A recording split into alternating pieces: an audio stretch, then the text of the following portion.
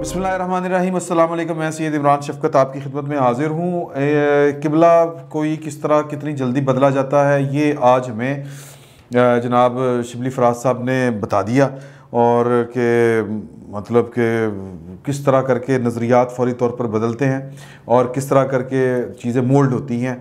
कल तक वो कहते थे 26 अप्रैल तक कि पाकिस्तान के अंदर जो वेंटिलेटर्स बन रहे हैं वो इंटरनेशनल लेवल के नहीं हैं और बड़े निकम्मे हैं। आपको याद होगा फवाद चौधरी साहब को, कुछ लोग होते हैं कि उनको आप समंदर की लहरें गिनने पर लगा दें, वो उस काम को भी बड़ा चढ़ा के पेश करते हैं। पाकिस्तान की वजारत साइंस एंड टेक्नोलॉजी जो हमारे फवाद चौधरी के जाने से पहले एक गैर आबाद, एक बंजर जिसको आप कह लें कि मिनिस्ट्री हुआ करती थी, लेकिन उन्होंने जाके वहाँ पर रौनक लगा दी और इत्तफाकन कोरोना आ गया तो उन्होंने नवीद सुनाई कि पाकिस्तान जो जिसकी वॉशिंग मशीनें बड़ी देसी और पखे इस तरह की चीज़ें हम बना के, तो हम कहते हैं हम इंजीनियरिंग में बहुत आगे हैं तो या साइंस में बहुत आगे निकल गए हैं। उस सतह के लेवल के ऊपर जब या मतलब हमें हमारे कानों को आदत ही ना कि जी कि ये सुनने की कि पाकिस्तान ने जनाब कोई वक्री टाइप की कोई मशीन ईजाद कर ली है, ऐसी गाड़ी ईजाद कर ली है जो मतलब साइंसदानों ने मुंह में उंगलियां दबा ली हैं कि ये पाकिस्तान ने क्या कर दिया। इस तरह का दावा हमने कभी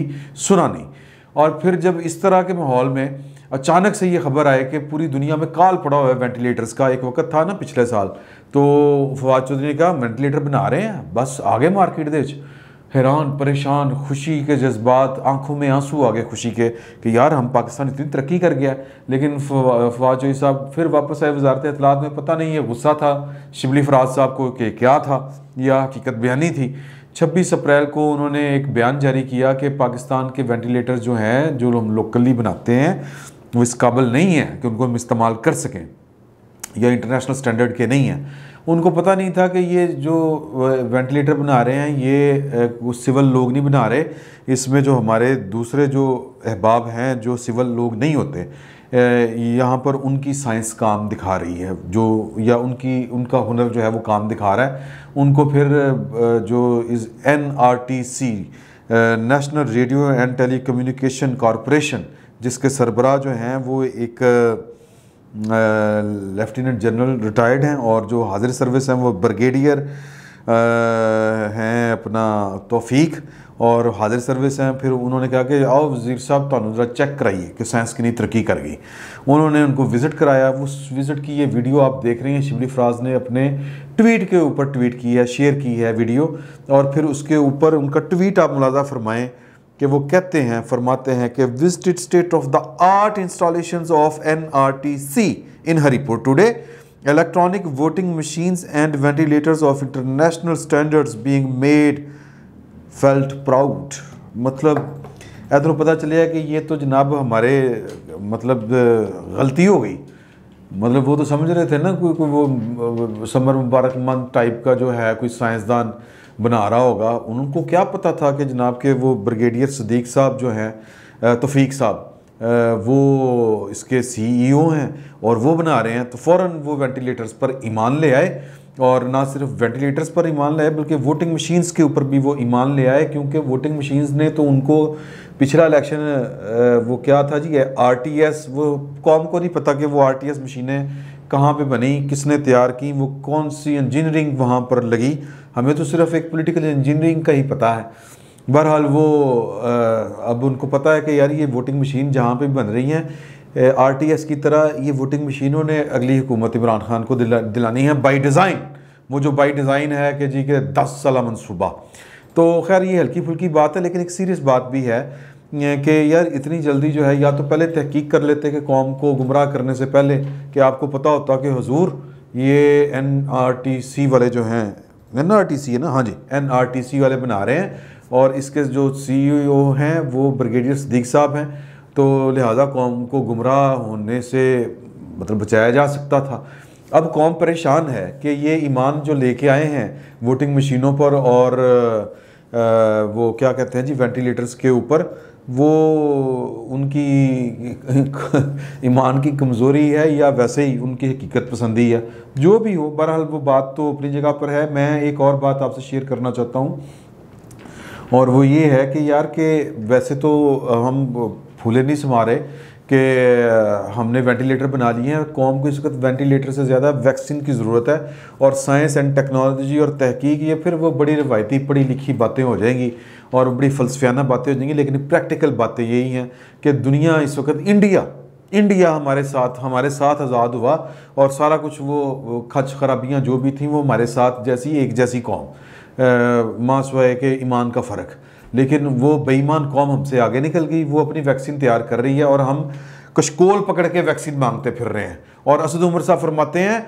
कि वैक्सीन हम इसलिए नहीं ऑर्डर कर रहे कि वो इतने बड़े पैसे का ठेका नैब वाले जो हैं वो फिर आके कहेंगे कि जी कि आपने वैक्सीन में पैसे खाए हैं। तो ये एक अलग से बात है कि पाकिस्तान को नैब ने कितना बर्बाद किया है कि हम जो हैं वो लोगों की सेहत को भी रिस्क पर डाल रहे हैं कि सिर्फ कोई मुकदमा ना झेलना पड़े हमें।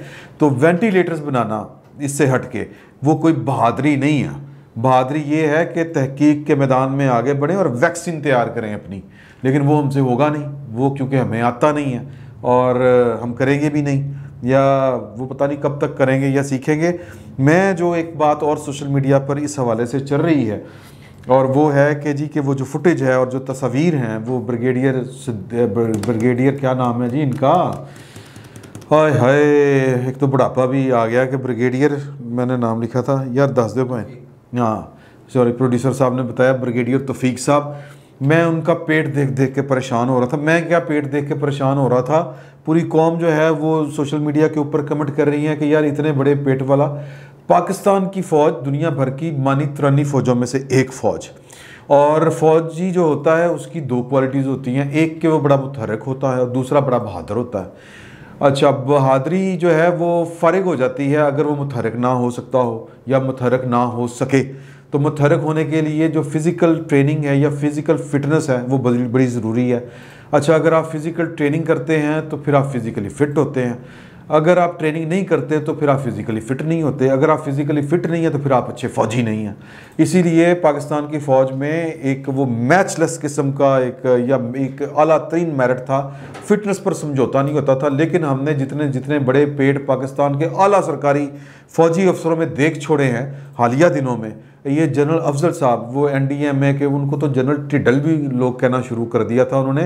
वो पेट कपड़े फाड़ के बाहर आ रहा होता था उनका। यार हम जैसे, या पुलिस वाले, तो पुलिस वालों को भी पेट इतने बड़े नहीं होने चाहिए। तो पुलिस वाले फौजियों को तो बिल्कुल नहीं होने चाहिए, पाए ना अपना दफा फारग हो जाएगा। ये बात समझने की कोशिश करें। दुनिया की किसी फौज में इतने बड़े वाला पेट जो है, ये वो क्या होता है जी, वो जो Guinness book of world record जो भी होता है उसमें ये टिडल फौजी जो है ना, ये भी मेरा ख्याल है कि उनका नाम आ चुका होगा। तो ये वो अगर आप वीडियो देखें जो उन्होंने शेयर किया, क्या झूमते जामते जो CEO साहब हैं, क्या मतलब ज़रूरी क्या है, क़यामत क्या आ गई है कि जो बंदा फिज़िकली फ़िट नहीं है उसको फ़ौज से फारिग कर दें यार। मतलब मजाक तो ना उड़ाएं। अब वो एक महकमा ऐसा है कि जी अच्छा चलो, जो इतने मतलब ये कोई अकरबा परवरी नहीं है कि इतने बड़े पेट वाला होगा तो वो फ़ौज में रहेगा, और फिर फ़ौज में वो इतनी अकरबा परवरी का जी कि किसी ऐसी जगह पे लगा दें कि लोगों को कम नज़र आए। तो बहन ये IT का दौर है, लोगों को नज़र आता है। और दूसरी बात, जो बात लंबी हो जाएगी, वो लाहौर हाई कोर्ट के चीफ जस्टिस वाली है।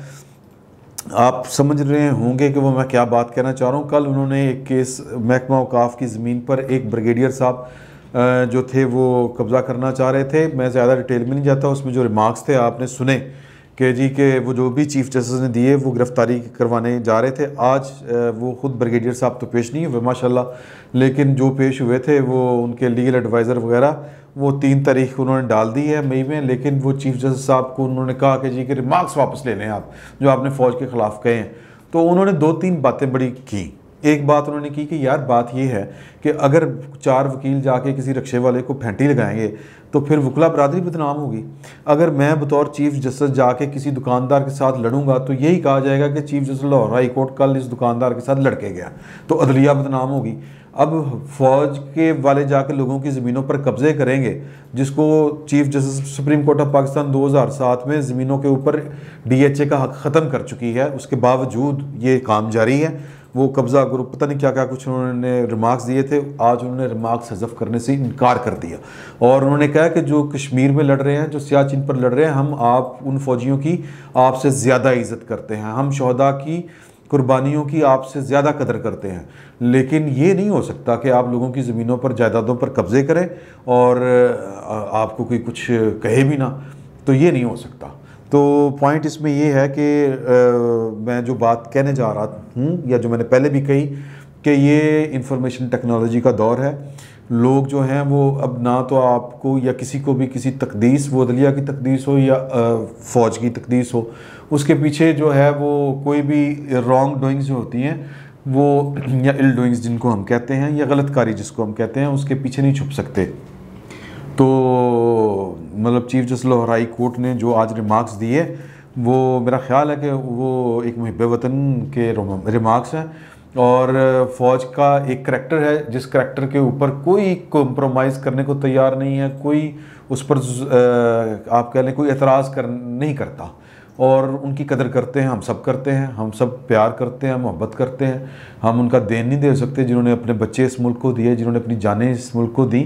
लेकिन बहरहाल फ़िलासफ़िकल डिस्कशन जो होती है वो कौम जो मुकालमा करती हैं कि, और फ़ौज के अंदर ये होता है कि जब कोई मार्का लड़ती है तो फिर उसकी स्टडी होती है कि यार इसमें गलतियाँ क्या थी और इसमें दुरुस्तगियाँ क्या थी, या हमने क्या गलत किया, क्या दुरुस्त किया। जिन्होंने गलत किया उनको पूछा जाएगा और जिन्होंने ठीक किया उनको तमगा दिया जाएगा। ये असूल है।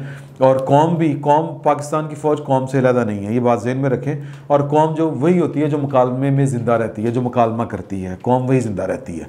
तो ये कि हमारे फ़ौजी जो हैं अगर किसी कारगिल के जैसे मिशन के ऊपर अपनी जानों से गए तो फिर उनके ज़िम्मेदार हमें ढूंढने चाहिए, क्योंकि और उस पर एतराज़ उठाना कोई किसी का ये नहीं है कि वो मुहिब वतन नहीं है या वो इंडिया का एजेंट है। तो ये एक असूली बात है, ये करने की इजाज़त होनी चाहिए। और जो chief justice Lahore high court ने कहा बिल्कुल ठीक कहा, हम अपनी फ़ौज से मोहब्बत करते हैं, लेकिन इस मोहब्बत की आड़ में अगर कोई फ़र्द या पाकिस्तान की फ़ौज का कंधा इस्तेमाल करना चाहे या कुछ अफराद का मजमूआ एज ए होल फ़ौज की आड़ में या फ़ौज की इज़्ज़त की आड़ में अपने मज़मूम मकासद हासिल करना चाहे तो उसका रास्ता भी रोकना चाहिए और उसकी उस पर तनकीद भी होनी चाहिए। ये मिसाल है जो मैंने आपसे कही कि यार कि इतने बड़े पेट फ़ौज में कब होते हैं, मतलब ये क्यों है, मतलब ये फ़िज़िकल फ़िटनेस कहाँ पे है पाकिस्तान की फ़ौज की, ये हम जो है ये सवाल करने में, हक बजाने में, ये हमारी फ़ौज है। तो मेरा ख़्याल है कि वज़ीर-ए-आज़म साहब को और चीफ़ ऑफ आर्मी स्टाफ को इस पे मेरा ख़्याल है कि ज़रूर देखना चाहिए कि यार कि ये इस फिटनेस के साथ कोई बंदा फ़ौज में कैसे रह सकता है हुज़ूर। और वो ये कोई बात नहीं है, फ़ौज का एक ही काम है और वो है कि बंदूक पकड़ के सरहदों का दिफा करना, इसके अलावा फ़ौज का कोई काम नहीं है। अगर कोई फ़ौजी अफसर बड़ा साइंसदान है लेकिन फिट नहीं है तो पायन रिटायर करके ला दो यार। वर्दी पहनना नहीं ज़रूरी है, वर्दी की तौहीन है, इतना बड़ा पेट वर्दी की तौहीन है।